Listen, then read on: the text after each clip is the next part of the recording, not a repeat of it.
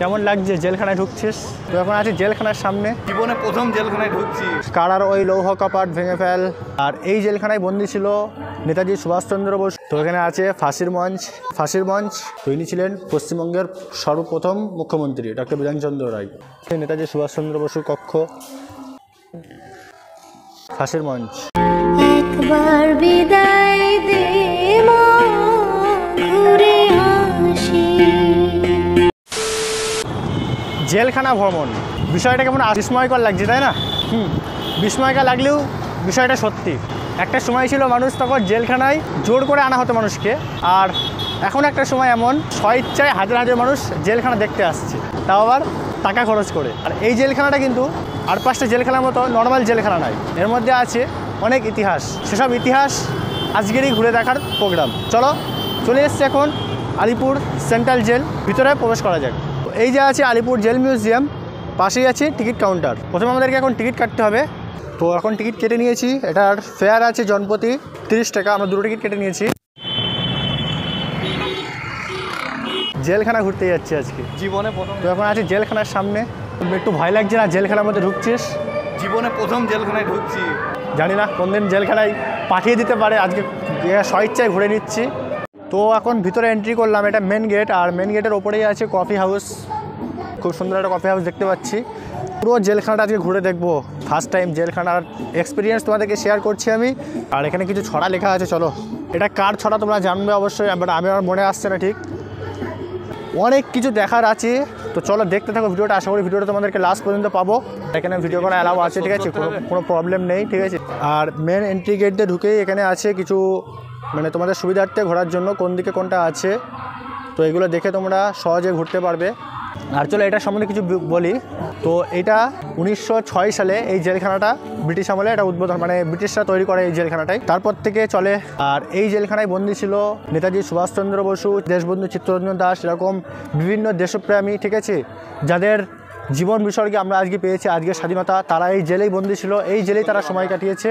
তো এতদিনের জেলখানা ছিল, 2019 সালের 31শে জানুয়ারি এই জেলখানাটাকে খালি করে দিয়ে এই জেলখানায় যে কয়েদিগুলো ছিল তাদেরকে বারুইপুর জেলে ট্রান্সফার করা হয়। অ্যান্ড তারপর থেকে এটা পুরোটাই কিছু মডিফাই করে এটা এখন আলিপুর জেল মিউজিয়াম রূপে পরিণত হয়। মানে এটা উদ্দেশ্য হচ্ছে যে আমাদের দেশের ইতিহাস সাধারণ মানুষের সামনে তুলে ধরা, তার জন্য এই জেলখানাটা মিউজিয়াম রূপে পরিবর্তন করা হয়েছে। সো এটা 2022-এর 22শে সেপ্টেম্বর রাজ্যের মুখ্যমন্ত্রী মমতা বন্দ্যোপাধ্যায়ের হাত ধরে এটা উদ্বোধন হয় আলিপুর জেল মিউজিয়াম রূপে।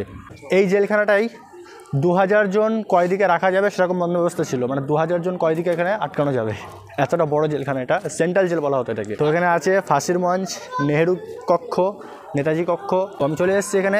একদিকে আছে ফাঁসির মঞ্চ, আরেকদিকে আছে সেই বিখ্যাত দেশপ্রেমীদের, যেখানে খুব খারাপ সময় এখানে কাটাতে হয়েছিল, নেতাজি কক্ষ, ডক্টর বিধানচন্দ্র রায় কক্ষ।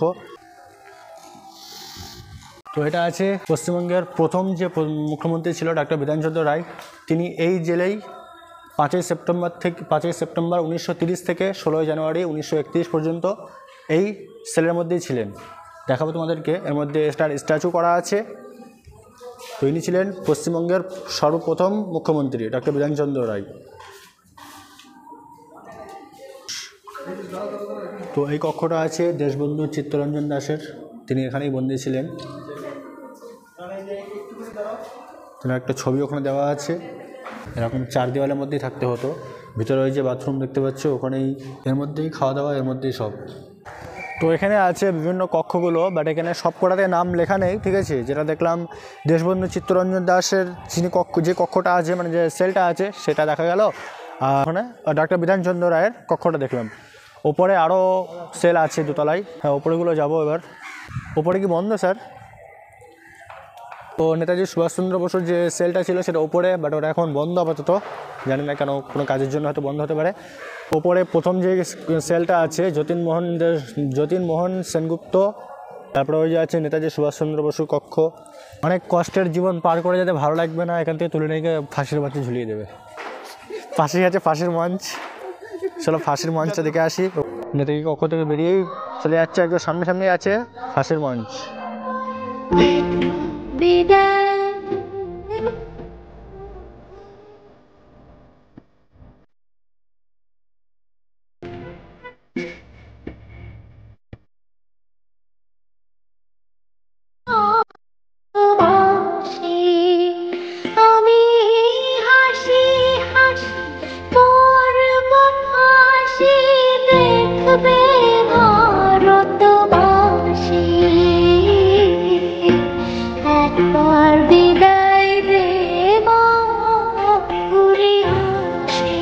থেকে উঠবে, উঠার পরে এখানে এসে গলায় বাঁধিয়ে দেবে, জল্লাদ যে থাকবে সেটা টেনে দেবে, এইভাবে সে সাপোর মতো ওটা টেনে দেবে, প্লাস নিচে পড়ে যাবে, ঝুলে যাবে।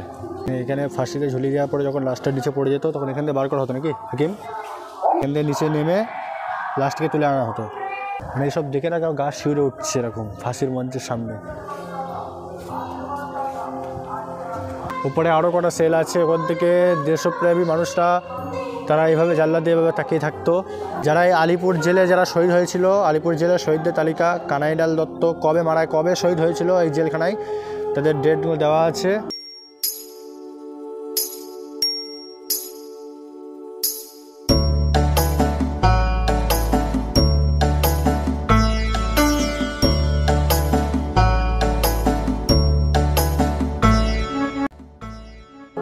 হাসি হাসি পড়বো, তোকে ঝুলিয়ে দেবো ওখানে। কন্ডেমনেশন রুম, আর একটা সেলের মধ্যে ঢুকছি।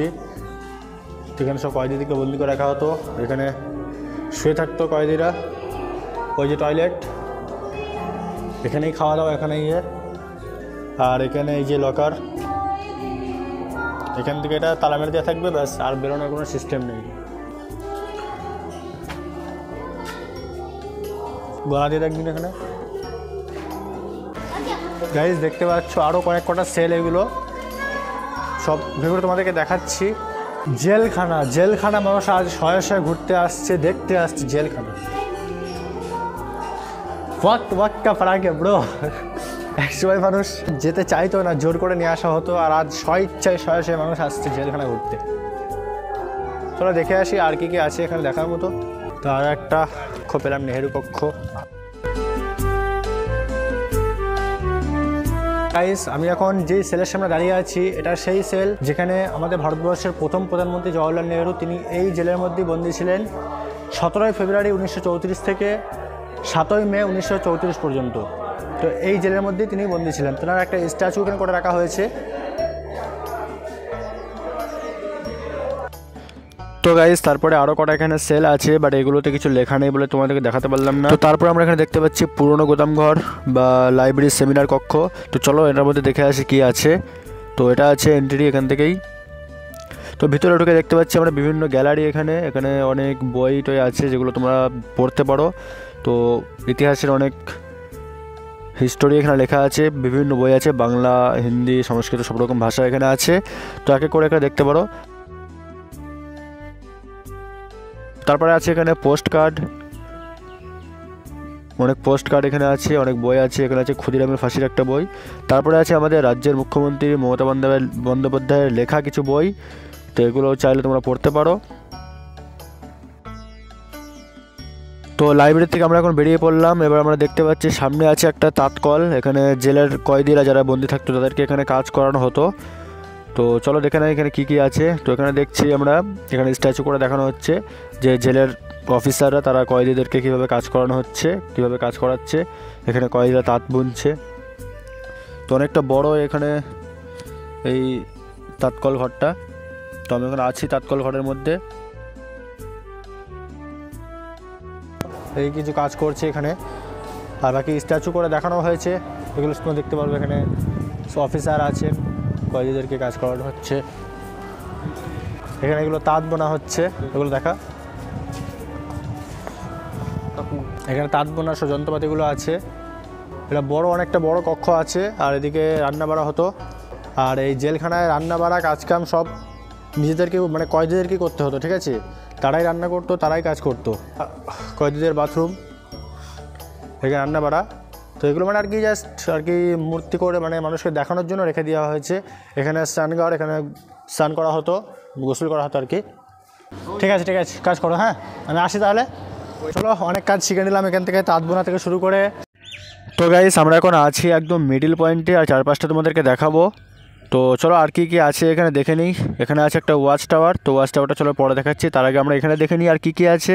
তো এখানে আছে সেল এক্সামিনেশন। তো এখানে আছে সেল এক্সামিনেশন প্রদর্শনী কক্ষ। তারপরে আরও কিছু আছে এখানে সেমিনার কক্ষ সব। চলো এক করে ঘুরে দেখি। আর এখানে আছে একটা ঐতিহাসিক কারাকক্ষ। চলো এর মধ্যে আগে ঢুকে দেখি। তো এখন চলে এসেছি আমরা ঐতিহাসিক কারাকক্ষে। তো এখানে একের পর এক কারাকক্ষ আছে, মানে সেলগুলো আছে, বাট এই সেলগুলো কিন্তু প্রাইভেট সেল মতো নয়, এগুলো একসাথে সে অনেকটা হল ঘর টাইপের দেখতে পাচ্ছ তোমরা, যে অনেক কটা সেল একসাথে একটা হল ঘর টাইপের করা আছে। এটা আছে ঐতিহাসিক কারাকক্ষ। তো চলো এরপর তোমাদেরকে বলে দিই আলিপুর জেল মিউজিয়াম তোমরা কীভাবে আসবে। তো তোমরা যদি শিয়ালদা দিক থেকে আসো, তো শিয়ালদা থেকে তোমরা বজবজ সেকশনের ট্রেন ধরে মাঝেরহাট বা নিউ আলিপুর কলকাতা স্টেশনে নেমে ওখান থেকে অটোতে আসতে পারো আলিপুর জেল মিউজিয়াম। আর তাছাড়া তার থেকে সুবিধা হয় তোমরা যদি দমদম থেকে মেট্রো ধরে, দমদম থেকে কবি সুভাষ মেট্রো ধরে Jatin Das park metro station নামো, তাহলে ওখান থেকে হাঁটা পথে 2 মিনিট। তো 2 মিনিটে হাঁটা পথ Jatin Das park metro station থেকে আলিপুর জেল মিউজিয়াম। তো এরপর আমরা প্রবেশ করছি এখন প্রদর্শনী কক্ষ। এখানে আছে কিছু গ্যালারি, চলো ভিতরটা দেখে আসি। আছে কিছু ইতিহাস লেখা, তোমরা এগুলো চাইলে পড়ে নিতে পারো। তো এটা একদম এক্সিবিশন হল এটার নাম। তো বাইরের দেওয়ালে এরকম বড় বড় কয়েন আঁকা আছে, ছোট বড়, মানে ভারতের টাকা কখন কিভাবে ছিল, কীরকম টাকা ছিল, তো বিভিন্ন সব টাকা এখানে ছবি দেওয়া আছে। তারপরে এখানে আছে একটা 5 টাকা কয়েন, গোল্ড সিলভার সব রকম আছে। তো তোমরা এগুলো দেখে নিতে পারো। তো তারপরে আছে আমার সামনে দেখতে পাচ্ছ তোমরা সাদা কালার একটা বোর্ড। তো এখানে দেখানো হয় লাইট অ্যান্ড সাউন্ড শো। তো আলিপুর জেল মিউজিয়ামের হিস্টোরি এখানে লাইট অ্যান্ড সাউন্ডের মাধ্যমে, ধূপডি ও আলোর প্রদর্শনীর মাধ্যমে এটা দেখানো হয়। তো এটার টাইম আছে সন্ধ্যে 6টার সময়। তো এটা 6টার সময় এটা এন্ট্রি থাকে, বাকি এখন নো এন্ট্রি। আর এটা দেখার জন্য তোমাদেরকে আরও খরচ করতে হবে 100 টাকা। তো 100 টাকার বিনিময়ে তোমরা লাইট অ্যান্ড সাউন্ড শো দেখতে পাবে কীভাবে। তো তারপরে আমি চলে এসেছি, এর মধ্যে আছে একটা ছোট্ট করে শপিং মল। তো সব দেশপ্রেমী মানুষরা ছিলেন, তাদের ছবি প্রিন্ট করা এই কফি মগ।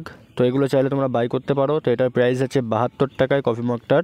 তো তারপরে আছে এখানে ছাতা, তারপরে আছে এখানে টি শার্ট, এগুলোতে অনেক দেশপ্রেমী ছড়া আছে। অ্যান্ড তারপরে এখানে আছে কয়েদিদের নিজেদের হাতে বানানো গামছা। তো গামছার প্রাইস আছে এখানে 69 টাকা, জেলবন্দীদের দ্বারা তৈরি সামগ্রী। তো তারপর মলের সামনেই আছে একান্তে ইন্ডিপেন্ডেন্স কিচেন। তো এই রেস্টুরেন্টের নাম হচ্ছে স্বাধীনতা। এখানে আছে একটা ছোট্ট মিনি পিস্তল, বাট এত বড় করে আছে সামনে যেতে ভয় লাগছে। তো এখন আমরা প্রথম তলায় আছি, এবার দ্বিতীয় তলায় চলে যাব সিঁড়ি দিয়ে। অ্যান্ড তারপরে এর মধ্যে ভিতরে ঢুকে যাই, দেখি কি আছে ভিতরে। তো ভিতরে ভারতের মুক্তি সংগ্রামদের ছড়া, কবিতা, রচনা সব রকম এখানে আছে। তো এগুলো তোমরা অবশ্যই এখানে এসে পড়ে দেখবে, বাট আমার এখন এত পড়ার সময় নেই, আমি হালকা হালকা করে এগুলো তোমাদেরকে দেখিয়ে চলে যাচ্ছি। তারপর দ্বিতীয় তলায় আছে বাংলার মহিলা স্বাধীনতা সংগ্রামীদের প্রতি আমাদের শ্রদ্ধা। তো এই গ্যালারিটায় তোমরা যারা স্বাধীনতা সংগ্রামী ছিল, মহিলা স্বাধীনতা সংগ্রামী ছিল, তাদের ফটো এখানে আছে, তাদের বিষয়ে কিছু লেখা আছে, তোমরা এগুলো পড়তে পারো। তো তারপরে আছে একদম পিছনের দিকে, এখানে আছে কিছু স্টল, তোমরা এখানে হালকা কিছু টিফিন করে নিতে পারো। তো এখানে অনেক স্টল আছে, তো আমরা এখন হালকা টিফিন করে নেবো এখন। তো গাইস আমি ওখানে আছি একদম শেষ প্রান্তে। তো এখানে আমি এই যে ওয়ালটার পাশে আছি, সেই ওয়ালটার হাইটটা তোমাদেরকে দেখাবো। তো আমি দাঁড়িয়ে আছি, দেখতে পাচ্ছ তোমরা, আমার হাইট 5.5 ফিট। তো আমার সমান মনে হয় আরও দুটো মানুষ হয়েও বেশি হবে। মানে কতটা হাইট তাহলে তুমি বুঝতে পারছো, 15 ফুটের বেশি হাইট।